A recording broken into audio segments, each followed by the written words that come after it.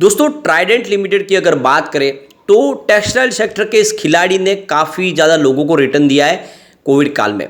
लेकिन पिछले एक साल में स्टॉक में गिरावट काफ़ी ज़्यादा हो चुकी है। लोगों को समझ में नहीं आ रहा कि क्या स्टॉक फिर से मल्टीबैग रिटर्न देगा या फिर गिरावट के साथ स्टॉक नीचे आएगा। तो ट्राइडेंट की जो सबसे बड़ी प्रॉब्लम है कि इसका 50% से ऊपर का बिजनेस एक्सपोर्ट से आता है और एक्सपोर्ट का जो बिजनेस है इस समय बहुत ज़्यादा प्रॉब्लम झेल रहा है। इन्फ्लेशन का प्रॉब्लम, दूसरी तरफ जियोपॉलिटिकल टेंशन, और इनके जो यूएस और यूरोपियन मार्केट से जो बिजनेस है वो काफ़ी कम हो गया है। लेकिन कंपनी ने अब अपने केमिकल डिवीजन और पेपर डिवीजन में भी कारोबार में वृद्धि शुरू कर दी है, जिसका असर आने वाले समय देखने को मिलेगा। अब आप देख सकते हो कि कंपनी का बिजनेस ग्रो करना शुरू कर चुका है, रिजल्ट भी इस बार बेहतर रहा है और आने वाले समय तेजी का दौर भी आएगा। तो बिल्कुल क्या इस समय इन्वेस्टमेंट करना चाहिए? तो यहाँ पे बड़ी दो ब्रेकिंग न्यूज निकल के आ रही है जिनको एक एक करके डिस्कस करेंगे। इसके अलावा यहाँ पे देख सकते हो कि यूएस मार्केट ओपन हो चुका है और वहाँ से सिग्नल थोड़े से निगेटिव निकल के आ रहे, क्या उसका असर बाजार में देखने को मिलेगा? लेकिन एफआई ने बाजार में बहुत दिन के बाद बहुत भारी खरीदारी की है, क्या है इसका सिग्नल? और वैसे भी ट्राइडेंट में उनका निवेश लगातार बढ़ भी रहा है, तो क्या दाव लगाना चाहिए इस समय? क्या गिरावट का फायदा उठा के ट्राइडेंट में निवेश करना चाहिए?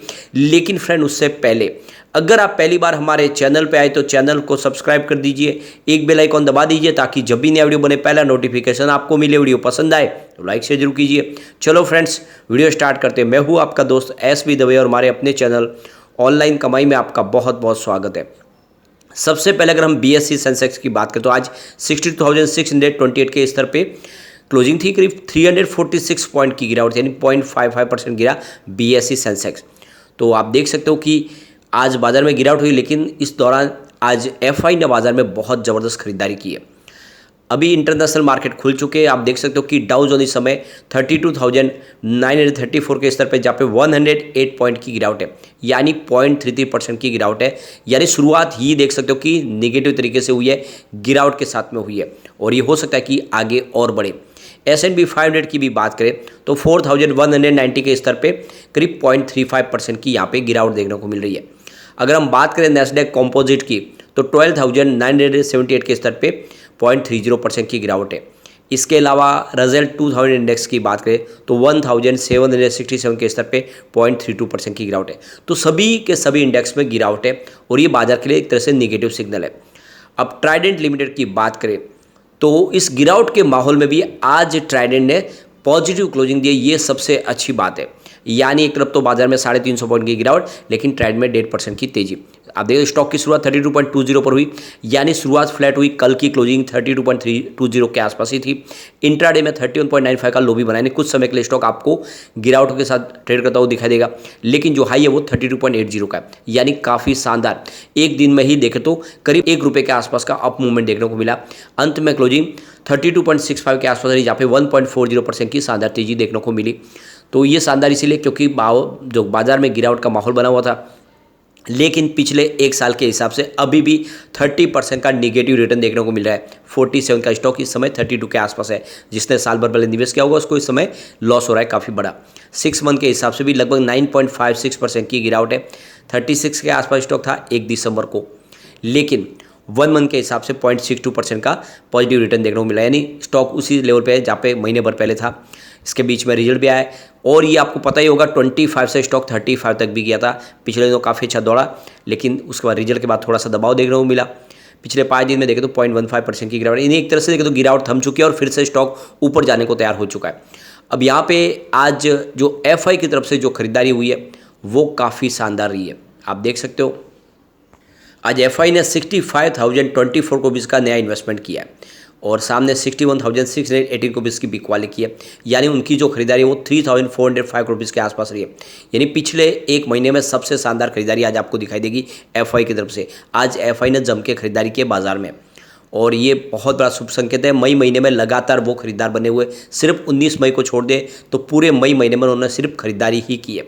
DI की तरफ से आज बड़ी बिकवाली फिर से हुई है और इसी वजह से बाजार में तेजी बन नहीं पाई। आज उन्होंने 11,726 करोड़ रुपीज़ का आप देख सकते हो कि नया खरीदारी किया, लेकिन सामने 14,254 रुपीज़ की उन्होंने बिकवाली कर दी। इस तरह से उनका जो बिकवाली का आंकड़ा है वो 2,528 रुपीज़ के आसपास निकल कर आया। तो आज डीआई की बिकवाली की वजह से देखें तो तेजी बन नहीं पाई, लेकिन एफआई ने तो जम के खरीदारी की है। लेकिन साथ में रिटेल इन्वेस्टरों ने भी यहाँ पे बिकवाली की, इसी वजह से बाजार का सेंटीमेंट बिगड़ता हुआ दिखाई देगा। अब यहाँ पे देख सकते हो कि एक बड़ी अपडेट निकल के आ रही है।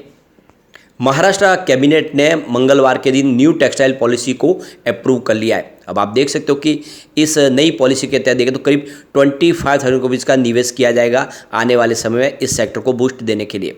और अब देख सकते हो कि सरकार कॉटन प्रोडक्शन के ऊपर भी ध्यान देगी और इस पॉलिसी के तहत आने वाले समय में रोजगार का सृजन भी होगा। सरकार कॉटन प्रोसेसिंग कैपेसिटी को बढ़ाना चाहती है, जो 30 से लेके 80% के आसपास पिछले 5 साल में, आने वाले 5 साल में करने की कोशिश करी है। और करीब 25,000 करोड़ का इसके ऊपर निवेश भी होगा और करीब 5 लाख यहाँ पे इसकी वजह से एम्प्लॉयमेंट जनरेट होगा। यहाँ पे महाराष्ट्र गवर्नमेंट ने एक बड़ा फैसला और किया, टेक्सटाइल कमिश्नरेट और सिल्क डायरेक्टरेट दोनों का मर्जर कर दिया है। और अब जो नई इसकी जगह पे जो आप देखें तो जो सरकारी जो मशीनरीज बनेगी उसकी जगह पे टेक्सटाइल और सिल्क कमिश्नर को साथ में जोड़ा गया है। और आप देख इसके लिए regional deputy commissioner textile and silk यहाँ पे नाम दिया गया है। तो अब ये दोनों आप देखें तो संस्थाएं साथ में मिलकर काम करेगी और इस सेक्टर को तेज़ी से आगे लेके जाएगी। महाराष्ट्र सरकार आने वाले समय 6 टेक्सटाइल पार्क, इसके अलावा महाराष्ट्र गवर्नमेंट की योजना है कि आने वाले समय में 6 टेक्निकल टेक्सटाइल पार्क बनाने की कोशिश करी है पूरे महाराष्ट्र के अंदर, जिसकी वजह से टेक्सटाइल सेक्टर को बूस्ट मिले और रोजगार का सृजन भी हो और टेक्सटाइल सेक्टर आने वाले समय देश को लीड करता हुआ दिखाई दे महाराष्ट्र के थ्रू। तो काफ़ी ज़्यादा यहाँ पे निवेश करने की घोषणाएं की गई है और जिसका फ़ायदा आने वाले समय में ट्राइडेंट को भी मिल सकता है, क्योंकि ट्राइडेंट अपने बिजनेस को बढ़ाना चाहते, हो सकता है कि वो महाराष्ट्र में भी एंट्री कर ले। अब यहाँ पे एक बड़ी अपडेट और निकल के आ रही है। टेक्निकल टेक्सटाइल के लिए करीब $40 बिलियन का टारगेट 2024 तक के लिए सेट किया गया है सरकार की तरफ से, लेकिन ये मिस हो सकता है और इसके पीछे वजह है बहुत सारी प्रॉब्लम। आप देख सकते हो कि जो सरकार ने इस अपना गोल सेट किया, लेकिन आप देखें तो बहुत सारे देखें तो इनसफिशिएंट R&D की वजह से ये जो गोल है ये अचीव होने में मुसीबत आ सकती है। तो आप देख सकते हो इस समय जो एनुअल ग्रोथ है वो 8 से लेकर 12% के आसपास है पिछले कुछ सालों से, लेकिन आप देखें तो सिर्फ $21.95 बिलियन के आसपास का आप देखें तो ये कारोबार है फाइनेंशियल 2022 में। और इस तरह से देखें तो जो ग्रोथ है वो काफ़ी कम दिख रही है और इंटरनेशनल मार्केट में जो प्रॉब्लम है, डोमेस्टिक मार्केट में भी डिमांड कम है, इसकी वजह से टेक्सटाइल सेक्टर अपना जो गोल है वो अचीव करने में पीछे रह सकता है। टेक्सटाइल मिनिस्ट्री के हिसाब से जो देख सकते हो ग्लोबल टेक्निकल टेक्सटाइल मार्केट 2020 तक देखें तो करीब उसकी जो वैल्यू है $260 बिलियन के आसपास है और आशा कर रहे हैं कि 2025 तक ये $300 बिलियन तक पहुंच जाएगा। तो काफ़ी ज़्यादा इसमें जैसे कि क्लाइमेट चेंजेस का फ़र्क पड़ रहा है, फिजिकल प्रॉपर्टीज और दूसरे बहुत सारे रीज़न है जिसकी वजह से देखें तो इस सेक्टर को दबाव झेलना पड़ रहा है और इस वजह से जो गोल है वो अचीव करने में लगता है कि मुसीबत आ सकती है। अब यहाँ पे अगर हम टेक्निकल एक्सपोर्ट की बात करें तो करीब $2.85 बिलियन के आसपास था फाइनेंशियल 2022 में, जहाँ पे 28.4% की वृद्धि देखने को मिल रही है और इंपोर्ट जो है वो $2.46 बिलियन के आसपास, जहाँ पे 44% की वृद्धि देखने को मिल रही है। तो यहाँ पे जो नेशनल टेक्निकल टेक्सटाइल मिशन जो लॉन्च किया गया, इसके ज़्यादा कम से कम 1,480 करोड़ रुपीज़ का निवेश इस इंडस्ट्री का ग्रोथ के लिए किया जाएगा और 1,000 करोड़ रुपीज़ का निवेश है वो रिसर्च और डेवलपमेंट के लिए किया जाएगा। यानी सरकार इसके ऊपर खर्च कर रही है और कोशिश करे कि टेक्सटाइल सेक्टर को बूस्ट दिया जाए। अगर हम ट्राइडेंट लिमिटेड की बात करें तो सबसे जो अच्छी बात है कि कंपनी बहुत ज़्यादा अच्छा हेल्दी डिविडेंड भी लगातार दे रही है। 41.3% के आसपास का डिविडेंड दिया, इस बार भी 36 पैसे का डिविडेंड दिया और पिछले 3 साल से 36% का ही डिविडेंड मिला और इसके पीछे वजह बिजनेस में कमी। वैसे इससे पहले कंपनी ने बहुत शानदार डिविडेंड दिया और लगातार भी दिया है। अब आने वाले इसमें रिजल्ट बेहतर हो सकता है तो फिर अच्छा डिविडेंड भी कंपनी देगी। डेटर डेज में इंप्रूवमेंट हो रहा है जो बहुत अच्छी बात है। 26.5 डेज के आसपास थे वो घट के 15.9 डेज के आसपास आ गया। कंपनी की वर्किंग कैपिटल रिक्वायरमेंट भी रिड्यूस हुई है, 72.6 डेज के आसपास थी वो 45.7 डेज के आसपास है। अंदर से कंपनी मजबूत हो रही है और जो सबसे अच्छी बात है कि एफआई यहाँ पे अपना इन्वेस्टमेंट लगातार बढ़ा रहे। प्रमोटर ने अपनी होल्डिंग मार्च में बढ़ा दी है जो काफ़ी अच्छी बात है। दिसंबर में उनकी 72.94% के आसपास होल्डिंग थी, 73.19% कर ली है मार्च के दौरान और 75% की अपर लिमिट है। यानी प्रमोटर ने लगभग अपनी अपर लिमिट के आसपास शेयर लेके रखे हुए, ये बहुत अच्छी है और कंपनी की मजबूती का ये सबसे बड़ा सबूत है। एफआई ने 2.36% की जो होल्डिंग थी Q3 में उसको बढ़ा के 2.43% कर लिया है, तो एफआई का निवेश बढ़ा है। डीआई की होल्डिंग अनचेंज है, 0.04% थी वो पहले भी थी अब भी है। जनरल पब्लिक की शेयर 22.90% थे दिसंबर क्वार्टर में, अब 23.09% हुए, थोड़े से जनरल पब्लिक के शेयर भी बढ़े। और अदर्स की होल्डिंग 1.76% थी दिसंबर में, इस समय 1.25% के आसपास है। तो ये तो आप क्लियरली समझ सकते हो कि एफआई यहाँ पे खरीदारी करे ट्राइडेंट में, और जिस एफआई का निवेश बढ़ने लगा है ट्राइडेंट में जबरदस्त तेजी का दौर भी आ सकता है। तो एक नजरिया लॉन्ग टर्म का लेकर निवेश का मौका तलाशे, आने वाले समय आपको मालामाल कर सकता है। लेकिन फ्रेंड, कोई भी इन्वेस्टमेंट करने से पहले अपने फाइनेंशियल एडवाइजर से बारे में ले ले या अपना खुद का रिसर्च करें, क्योंकि मैंने वीडियो आपके एजुकेशनल पर्पज के लिए ही बनाई। वीडियो पसंद आए तो लाइक से जरूर कीजिए और चैनल को सब्सक्राइब कर दीजिए। Thank you friend.